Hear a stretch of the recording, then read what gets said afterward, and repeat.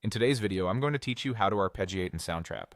Arpeggios are simply chords played one note at a time, and they're a great way to add movement and sparkle to your track. We'll start from a blank project and build a clean musical arpeggio you can use in any genre. First, create an instrument track. Choose the option to add a new track, then select instruments, specifically the keyboard category. Pick a sound that suits the vibe you want: piano for clarity, a synth for something modern, a pad for softness, or strings for an orchestral feel. If you're just practicing, a bright piano or plucky synth makes it easier to hear the timing of each note. You can always switch sounds later without losing the notes you write. Next, create a MIDI region where the arpeggio will live.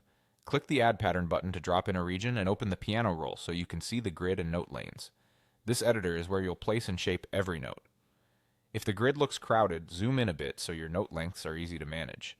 Now enter a chord. As an example, let's use C major, C, E, and G. Click to place those three notes on the same beat so they stack vertically. That's a block chord, useful for reference because it shows the exact pitches your arpeggio will use. Turn that chord into an arpeggio by spreading the notes out in time. Instead of all three at once, place them one after another. A simple up pattern would be C, then E, then G. A down pattern reverses it: G, then E, then C. For a classic up-down, go C, E, G, then back to E. Keep the spacing even so the rhythm feels steady.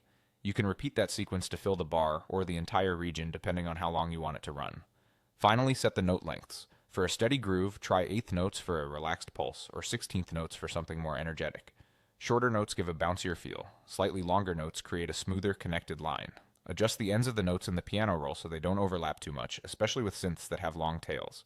If any note drifts off the grid, quantize to tighten it up. Also keep an ear on consistency. Matching velocities helps the pattern feel even, while slight variations can add a human touch. That's it. Add your instrument, make a MIDI region, enter a chord, turn it into a pattern, and shape the lengths. Press play and tweak until it locks into your track.